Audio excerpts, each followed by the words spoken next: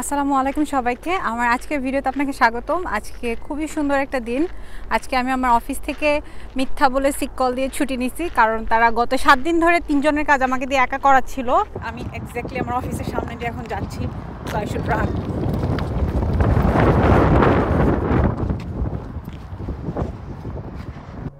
আমি এখন যেখানে বসে ভিডিওটা করতেছি এটা আমার খুবই পছন্দের একটা জায়গা। আমি প্রত্যেক সামারে অফিস শেষ হয়ে গেলে আমি এখানে এসে একা একা বসি। আমার এখন যে জায়গাটা আমি বসে আছি, আমার চোখের সামনে হচ্ছে একটা ছোট্ট নদী, বলা যাবে না, নালা বললে বেশি অ্যাপ্রোপ্রিয়েট হবে। এটা হচ্ছে বরফ গলা পানিগুলো ঝরে ঝরে বয়ে যাচ্ছে আমার সামনে দিয়ে। আমার সাইডে একটা ছোট্ট পথ বনের ভিতরে, আর পিছনে একটা ব্রিজ। খুবই সুন্দর একটা জায়গা। আমি যখনই সামারে ওয়েদার ভালো থাকে আমি এখানে হাঁটতে আসি একা একা। আমার এখানে আসলে মনে হয় যে আমি দীপু নাম্বার 2 উপন্যাসের ভিতরে ঢুকে গেছি। ওই উপন্যাসে এই ধরনের খুবই সুন্দর একটা জায়গার বর্ণনা দেওয়া ছিল, যেখানে দীপু আর তার বাবা পোস্টিং হয়ে নতুনভাবে স্কুলে ভর্তি হয়েছিল। অথবা সিক্রেট গার্ডেনের কথা মনে পড়ে। সিক্রেট গার্ডেন একটা খুবই সুন্দর অ্যামেজিং একটা বই। এই বইটাতে একটা মেয়ের কথা বলা হয়। সেই মেয়েটার বাবা মা দুজনেই ইন্ডিয়ায় কলেরা হয়ে মারা যায়। মেয়েটা থাকে ব্রিটিশ। তার জীবনে প্রথমবারের মতো সে ব্রিটেনে ফেরত যায় তার মা বাবা মারা যাওয়ার পরে। তো সেই ছোট্ট মেয়েটার চোখে ব্রিটেনের যে সৌন্দর্য, বড় বড় সুন্দর সবুজ মাঠ, সেই মাঠের সৌন্দর্য, তারপরে সে একটা বাসায় থাকে, অনেক বড় একটা বাসায়, সেই বাসায় বাগান থাকে এবং একটা সিক্রেট গার্ডেন থাকে, সেই গার্ডেনগুলোর সৌন্দর্য, এই রিলেটেড খুব সুন্দর বর্ণনা আমি ওই বইতে পেয়েছি। এই বইটা পড়লে আমার খুব শান্তি শান্তি লাগে, প্রকৃতিকে ভালোবাসতে ইচ্ছা করে। আমার মনে হয় যে আমি বইটা যখন পড়তেছি আমি পাখির গানটা মনে হয় শুনতে পাচ্ছি। এত সুন্দর রাইটিং। আমি এই বইটা শহীদনগর লাইব্রেরি থেকে নিয়ে পড়েছিলাম। তো আপনারা মনে চাইলে ওই বইটা পড়তে পারেন। তো টপিকে ফিরি, কেউ আমার ভেজর পছন্দ করে না। টপিকটা হচ্ছে কানাডায় লিভিং কস্ট রিলেটেড আলোচনা। তো আমি আমার এর আগে একটা ভিডিওর আমি লিঙ্ক দিয়ে দেবো। ওই ভিডিওতে আমি ইন ডেপথে লিভিং কস্ট রিলেটেড আলোচনা করছি। অ্যাজ এ সিঙ্গেল পার্সন হিসেবে আপনার লিভিং কস্ট কত হয় আর কাপল হিসেবে আপনার লিভিং কস্ট কত হয়, এই রিলেটেড আলোচনা করেছিলাম। বাট ওই ভিডিওর টাইটেলটা একটু আলাদা। ওই ভিডিও টাইটেলটা হচ্ছে যে কানাডায় নিজে ইনকাম করে নিজের লিভিং কস্টটা, টিউশন ফিস নিজে দেওয়া যাবে কিনা। তো অনেকে হয়তো যারা শুধুমাত্র লিভিং কস্ট রিলেটেড ইনফরমেশন চাচ্ছেন তারা হয়তো ওই ভিডিওতে ক্লিক করেন না বা ওই ইনফরমেশনটা তারা খুঁজে পান না। তো আমি ভাবলাম যে লিভিং কস্ট নিয়ে সেপারেট একটা ভিডিও করলে হয়তো অনেকের সুবিধা হবে জিনিসটা, ইনফরমেশনটা খুঁজে পেতে। তো আমি এর জন্য আজকে ভিডিওটা করতেছি। বাট ভিডিও শুরু করার আগে যে ডিসক্লেমারটা আমি দিয়ে নিব সেটা হচ্ছে যে আমি শুধুমাত্র আমার প্রভিন্সে নিউফাউন্ডল্যান্ডের সেন্ট জনসে বা আমি এখন প্যারাডাইসে আছি, এই রিলেটেড আশেপাশের এলাকায় থাকতে কী ধরনের আপনার খরচ হবে সেই ইনফরমেশনটা আমি আপনাকে দিতে পারবো। কিন্তু পুরা কানাডার ইনফরমেশন কিন্তু এটা দিয়ে হবে না। এক একটা প্রভিন্সের লিভিং কস্ট এক এক রকম। আমি এই ভিডিও বানানোর আগে কানাডার বিভিন্ন প্রভিন্সের বাংলাদেশি ইউটিউবাররা লিভিং কস্ট রিলেটেড যে ভিডিওগুলো বানিয়েছে আমি সেই ভিডিওগুলো দেখেছি। যেমন হ্যালিফ্যাক্সের লিভিং কস্ট রিলেটেড ভিডিও বানিয়েছে হচ্ছে Ferdous Khan Samuel. Toronto living cost নিয়ে ভিডিও বানিয়েছে হচ্ছে আবিদ নামে একটা ইউটিউব চ্যানেল। তারপর আলভিন রিফাত নামে ইউটিউব চ্যানেল, ওই চ্যানেল থেকে হচ্ছে ভ্যাঙ্কুভারের living cost related information share করেছে। কুইবেকের একটা আপু আছে, Bangladeshi Canadian vlogger in Quebec, probably ওনার চ্যানেলটার নাম, উনি কুইবেকের লিভিং কস্ট নিয়ে ভিডিও করছে। আরেকটা আপু আছে, ওনারা কাপল কানাডিয়ান বাংলাদেশি ভ্লগার, ওনারা সাসকাচুয়ানে থাকে। ওই আপুরাও হচ্ছে ওনাদের প্রভিন্সের লিভিং কস্ট রিলেটেড ভিডিও করছে। তো আপনারা যেই প্রভিন্সে যাচ্ছেন সেই প্রভিন্সের লিভিং কস্ট রিলেটেড ভিডিওগুলো দেখলে আপনাদের বেশি উপকার হবে। আমি যে কটা ভিডিওর কথা বললাম প্রত্যেকটা ভিডিওর লিঙ্ক আমি ডেসক্রিপশন বক্সে দিয়ে দিব, তাহলে আপনার এই রিলেটেড ইনফরমেশনগুলো অ্যাক্সেস করতে আপনাদের সুবিধা হবে। বাট আমি শুধুমাত্র আজকে নিউফাউন্ডল্যান্ডের সেন্ট জনসে থাকতে হলে অ্যাজ এ স্টুডেন্ট হিসেবে আপনার কী ধরনের মান্থলি খরচ হতে পারে সেই রিলেটেড ইনফরমেশন দিব। তো আমি আমার মান্থলি লিভিং এক্সপেন্সটাকে 4টা মেইন ভাগে ভাগ করছি। এই 4টা ভাগের মধ্যে সবচেয়ে বড় যে এক্সপেন্স সেটা হচ্ছে যে আমাদের বাসা ভাড়ার খরচটা হচ্ছে সবচেয়ে বড় এক্সপেন্স। তারপরের খরচটা হচ্ছে আমাদের খাবার দাবার রিলেটেড খরচ। থার্ড খরচটা হচ্ছে আমাদের ট্রান্সপোর্টেশন রিলেটেড খরচ।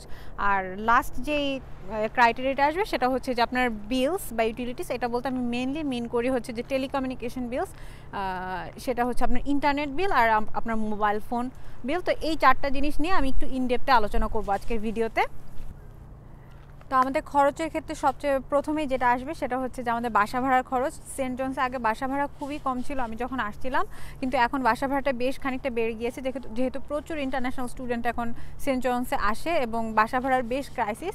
তো এখন মোটামুটি বলতে গেলে 400 মিনিমাম, আর অন অ্যাভারেজ 500 টাকা লাগে আপনি যদি মানে ইনক্লুডিং ইউটিলিটিস, আপনি যদি একটা সিঙ্গেল রুম ভাড়া নিয়ে থাকতে চান শেয়ার্ড বাসায়। আর যদি আপনি পুরো একটা আলাদা অ্যাপার্টমেন্ট ভাড়া নিতে চান যারা ফ্যামিলি নিয়ে আসবেন তাদের জন্য স্পেশালি, সেই ক্ষেত্রে দেখা যায় যে মিনিমাম 800-850 ভাড়া দিতে হচ্ছে। আমি সেন্ট জনসের বেশ খানিকটা দূরে থাকি, আমার বাসা ভাড়ায় 850, সেন্ট জনসের ভিতরে আই থিঙ্ক এটা তার থেকেও বেশি, এবং প্লাস ইউটিলিটিস।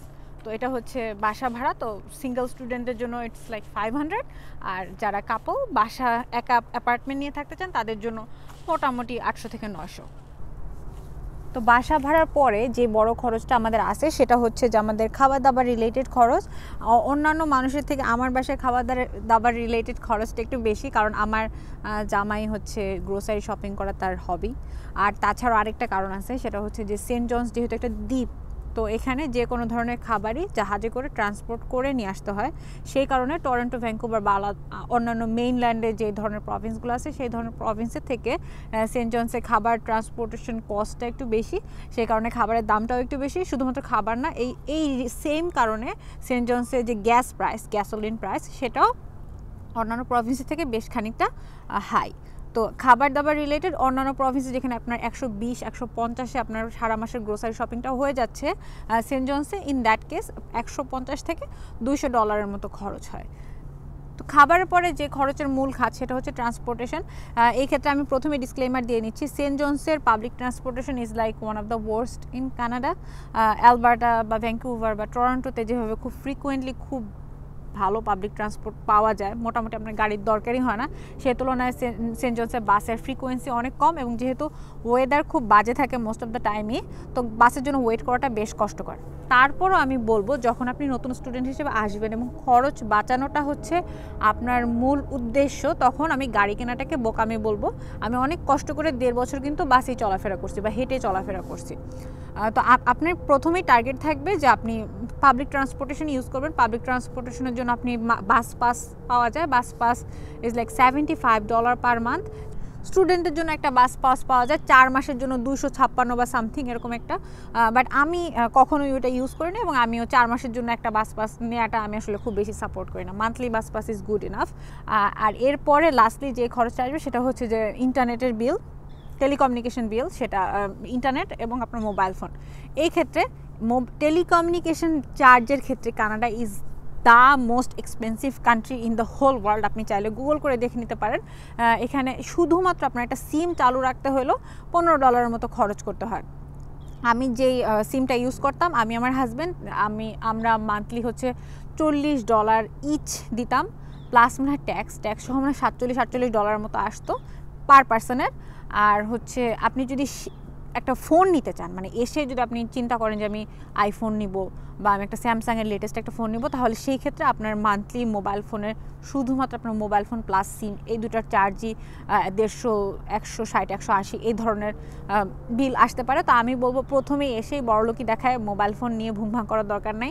বাংলাদেশ থেকে যে সেট আনবেন সেই সেটই চালান, আর মোটামুটি চিপের মধ্যে যেই সিম কার্ডটা আছে সেই সিম কার্ডটা ইউজ করেন। $40 মতো পেমেন্ট করা লাগবে, দিস ইজ গুড ইনাফ। এটা দিয়ে আপনি আনলিমিটেড কানাডার কথা বলতে পারবেন, টেক্সটিং করতে পারবেন, এবং বাংলাদেশে 1000 মিনিট ফ্রি পাওয়া যায়। আর ইন্টারনেট মনে হয় 4 GB না 6 GB, I am not sure, ওইটাও পাওয়া যায়। This is good enough for a regular normal person. আর এছাড়া যে চার্জটা আসে সেটা হচ্ছে আপনার ওয়াইফাই চার্জ।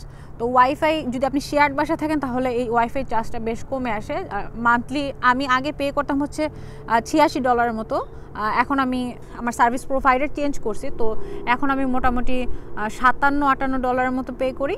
আপনি যদি রুমমেট নিয়ে থাকেন তাহলে তো আপনি যতজন রুমমেট তাদের মধ্যে এই ওয়াইফাইয়ের বিলটা শেয়ার হয়ে যায়, তো ওই ক্ষেত্রে দেখা যায় যে বেশ কমে আসে ওয়াইফাই চার্জ। তো আমি টেলিকমিউনিকেশন রিলেটেড খরচ বা ইউটিলিটিস রিলেটেড খরচ ধরবো $100। তো আমি যদি এখন পুরা জিনিসটাকে যোগ করি তাহলে আপনার বাসা ভাড়া হচ্ছে $500, আপনার খাবার রিলেটেড খরচ হচ্ছে $200, আপনার মান্থলি বাস পাস হচ্ছে $75, তাহলে $500, $200, $700, এবং 75 আর হচ্ছে আপনার 100 টাকা হচ্ছে আপনার ইউটিলিটিস রিলেটেড, আমি সমস্ত খরচ ধরে রাখছি, তাহলে আপনার মোটামুটি $875, আমি রাউন্ড ফিগার ধরে $900 ধরলাম। সো $900 যদি আপনি মাসে ইনকাম করতে পারেন তাহলে আপনি খুবই সুন্দর কমফোর্টেবল আপনার লিভিং কস্টটা ম্যানেজ করে ফেলতে পারবেন। তো ভিডিওর এই পার্টে আমি আপনাদের কিছু ফাও উপদেশ দিব। তো ফাও উপদেশটা হচ্ছে যে অনেকেই জিজ্ঞেস করবেন যে আপু এই যে আপনি খরচের কথা বললেন, এই খরচটা কি স্টুডেন্ট হিসেবে চাকরি করে ম্যানেজ করা যাবে কি না?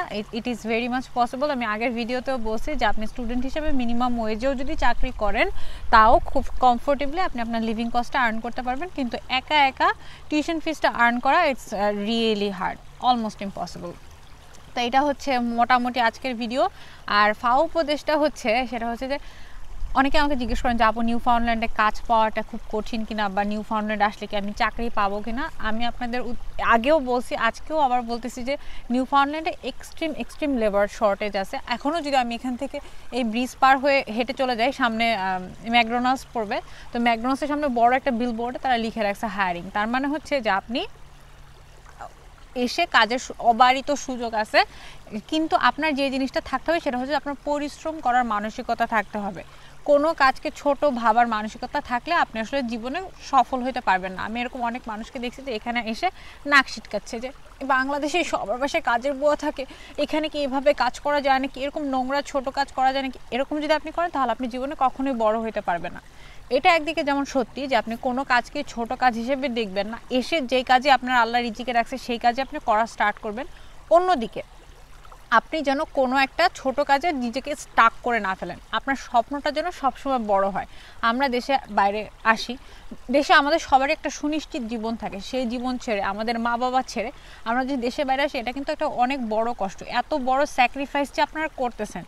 প্রত্যেকের উচিত জীবনে বড় একটা স্বপ্ন থাকা, যে আমি এখন ম্যাকডোনাল্ডসে চাকরি করতেছি, দ্যাটস ফাইন, বাট এটা যেন আমার এন্ড না হয়ে যায়। আমাদের স্বপ্নটা যেন সবসময় বড় থাকে, সবসময় বড় স্বপ্ন দেবেন, এবং বড় স্বপ্ন দেখার সাথে সাথে পরিশ্রমও সেইভাবে করতে হবে, তাহলে আপনি জীবনে সফল হতে পারবেন।